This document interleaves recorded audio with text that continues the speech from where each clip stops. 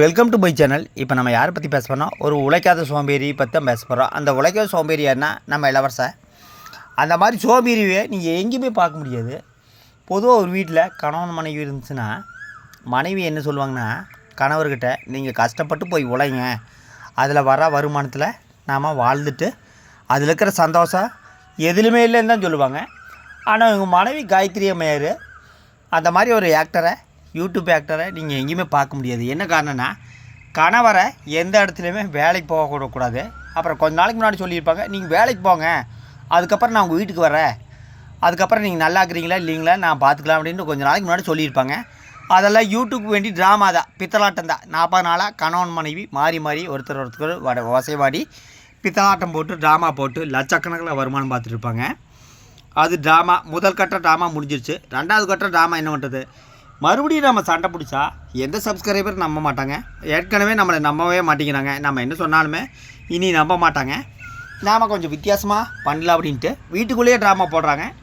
அப்புறம் நீங்கள் எந்த இடத்துலையுமே உழைக்கவே கூடாதுங்க, நம்மளுக்கு எல்லாமே இலவசமாக தான் கிடைக்கும்னு நாம் உழைச்சி எந்த இடத்துலையும் வருமானம் பார்க்கக்கூடாது. நம்மளை மாதிரி ஒரு தம்பதிகளை நீங்கள் எந்த யூடியூப்லையும் பார்க்க முடியாது. என்ன காரணம்னா, பொதுவாக மனைவி ஊக்கப்படுத்துவாங்க கணவனுக்கு. எப்படின்னா, நீங்கள் கஷ்டப்பட்டு உழைச்சி நாம் வீடு பொருளெல்லாம் வாங்கணுன்ட்டா மனைவியோட ஆசையாக இருக்குது. ஆனால் இந்த காயத்ரிமையோட ஆசை என்ன தெரியுங்களா? ஆடம்பரமான வாழ்க்கை. எப்படி? மக்களோட பணத்தில் இவங்க எந்த இடத்துலையுமே உழைச்சி வருமானம் பார்க்கவும் மாட்டாங்க, இனி எப்பவுமே பார்க்க மாட்டாங்க, எந்த காலத்திலும் பார்க்க மாட்டாங்க. அந்த குழந்தை ஸ்கூலுக்கு போகிற வரைக்கும் அந்த குழந்தைய பற்றியே தான் வீடியோ இருக்குது. அந்த குழந்தை ஸ்கூல் போச்சுன்னா இவர் ஸ்கூலில் போய் வீடியோ எடுப்பாராட்டுக்குது. எங்கள் குழந்தை ஸ்கூலுக்கு போயிடுச்சுங்க, இனி நாங்கள் படிக்க வைக்கிறோங்க. எப்படியெல்லாம் படிக்க வைக்கோன்னா, நீங்கள் நம்ம யூடியூப்பில் உங்களை மாதிரி சப்ஸ்கிரைபர்லாம் எங்கள் வீடியோ பார்த்தா தான் எங்களுக்கு வருமானம் வரும், அந்த படத்தில் தான் நான் என் குழந்தை படிக்க வைக்க போகிறேன்னு தான் இவர் சொல்லுவார். ஏன்னா இவர் எந்த இடத்துலையுமே உழைச்சி ஒரு பொருள் கூடி வாங்கினதில்லை. அதான் உண்மை. ஒவ்வொரு வீட்டில் ஹஸ்பண்ட் ஒய்ஃபு என்ன பண்ணுவாங்கன்னா, ஒன்றா ஒய்ஃப் வேலைக்கு போவாங்க, இல்லை ஹஸ்பண்ட் வேலைக்கு போவாங்க, இல்லை ஹஸ்பண்ட் ஒய்ஃப் சேர்ந்து வேலைக்கு போய் நல்லா சம்பாதிச்சு வீடு பொருள் எல்லாமே வாங்குவாங்க. ஆனால் அவங்க வீட்டில் இருக்கிற ஃப்ரிட்ஜு, காரு, பைக்கு எல்லாமே எந்த இடத்துலையுமே உழைச்சி வருமானம் பார்த்துருக்க மாட்டாங்க.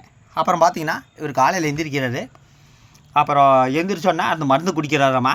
அந்த மருந்து குடிக்கிறத பார்த்தா ஒரு 40 நாள் வீடியோ வந்துருக்குன்னு வச்சுங்க. மருந்து குடிச்சோன்னா தூக்கம் வந்துருதுங்களாம்மா. தூக்கம் வந்தோடனே எந்திரிச்சு பார்க்குறாராம்மா, அவங்க குழந்தையுமே காயத்ரி மேலுமே காண மாட்டேக்குது. இதுவும் நடிப்பு தான்.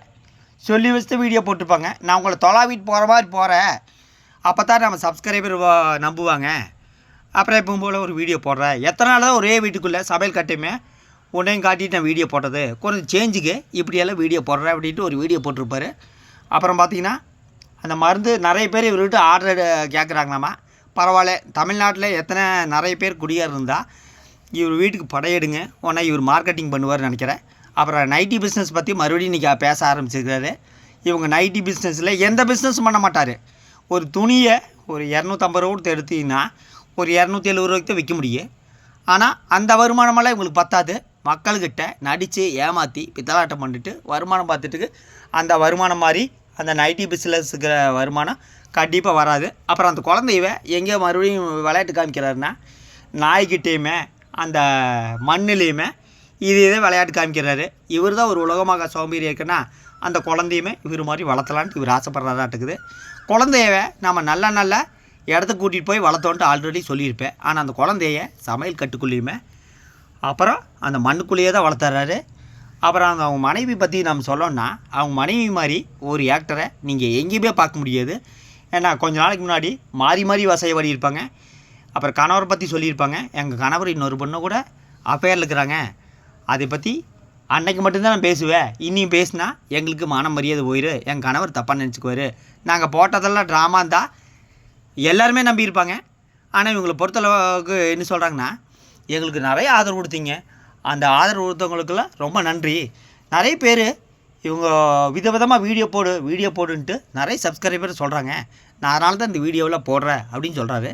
அப்புறம் எங்கள் வீட்டில் என்ன நடக்குன்னா, காலையில் பழைய சோறு, மத்தியானம் எப்பவும் போல் சாப்பாடு சாம்பார், ஈவினிங் எப்பவும் போல் தோசை கறி.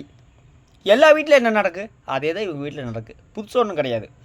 எல்லா வீட்டில் ஒரு கணவன் மனைவி இருந்துச்சுன்னா எப்படி எப்படியெல்லாம் சமைச்சு சாப்பிடுவாங்க. அவங்கெல்லாம் கஷ்டப்பட்டு சாயந்தரம் வரைக்கும் உழைச்சி சாப்பிடுவாங்க. ஆனால் இவங்க இலவசமாக மக்களோட பணத்தில் வர வருமானத்தில் வாழ்ந்துட்டு அதில் வந்து பெருமைப்படுறதுக்கு என்ன இருக்குது? இவங்க வெளியில் போய் என்ன சொல்லி பெருமைப்படுவாங்க? என் கணவர் அப்படி உழைச்சாரு இப்படி உழைச்சாருன்னு சொல்லுவாங்களா? எதுவும் சொல்ல முடியாது. நாங்கள் வந்து வீடியோ போடுறோங்க, என் கணவர் எந்த இடத்துலையும் வேலைக்கு போக மாட்டாருங்க, அதில் வர வருமானத்தில் தான் நாங்கள் சொல்லும்போது இதெல்லாம் ஒரு பொழப்பா காரி துப்பிடுவாங்க. ஒவ்வொரு கணவர் எப்படியெல்லாம் உழைக்கிறாரு, ஒவ்வொரு ஆம்பளை கஷ்டப்பட்டு எப்படியெல்லாம் உழைக்கிறாரு. ஆனால் இந்த ஆளை பார்த்தீங்கன்னா காலையில் எழுந்திரிக்கிறது ஒரே சட்டை 3 நாளைக்கு போடுறாரு. அது சுத்தபத்தமாக இருக்காங்கட்டா சுத்தபத்தமாக இருக்கிறது இல்லை, எப்பவும் போல் அந்த வேட்டி சட்டை தான் 3 நாளைக்கு ஒரு டைம் தான் சட்டையாக மாற்றுறாரு. அப்புறம் அந்த குழந்தையும் அதே மாதிரி தான் ஒரு சுத்தமாக இடத்துல உட்கார வச்சு சாப்பாடு விட்டுருங்களான்னு கேட்டால் அந்த மண்ணுக்குள்ளேயே தான் இருக்குது. சாப்பாடு விட்டுருக்க அந்த மண்ணு தான்னு கேட்டால் இவங்களுக்கு இந்த மாதிரி இடம் தான் வீடியோ போட்டால் தான் ஆளுக்கு பார்ப்பாங்க. எப்போவுமே 4 நிமிஷம் 5 நிமிஷம் வீடியோ போடுவாங்க. இப்போ 10 நிமிஷம் போடுறாங்கன்னா நான் ஆல்ரெடி சொன்ன மாதிரி தீபாவளி ஆயுத பூஜையில் வருது. அந்த ஆயுத பூஜையில் வரக்கு பணம் வேணும். எப்படி வரணும்? நம்ம வீடியோ போட்டு இலவச வருமானம் வந்தால் தான் நம்மளுக்கு பணம் வரும்.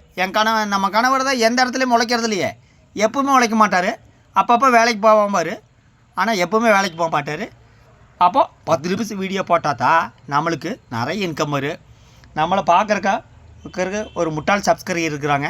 அந்த முட்டாள் சப்ஸ்கிரைபர் இருக்கிற வரைக்கும் நம்மளை ஒன்றுமே பண்ண முடியாது தான் அந்த அம்மையாரோட நினைப்பு. அந்த அம்மையார் அப்பப்போ நடிப்பாங்க, ஆனால் போடுறது பூரா கணவன் மனைவி போடுறது பூரா ட்ராமா தான். ஹோட்டலில் சாப்பாடு வாங்கினா அந்த ஹோட்டல் கடைக்காரன் திட்டுறது, தள்ளுவண்டியில் சாப்பாடு வாங்கினா தள்ளுவண்டிக்காரங்களாக திட்டுறது. ஆனால் மொத்தத்தில் எல்லா ஹோட்டல் கடைக்காரரும் கொஞ்சம் யோசிக்கணும். வீடியோ பார்த்து எந்த ஹோட்டல் கடைக்காருமே இவங்களுக்கு சாப்பாடு கொடுக்கணும்னு நினைக்கிறேன். ஹோட்டல் வந்து கஷ்டப்பட்டு உழைச்சா சாப்பிட்றாங்க.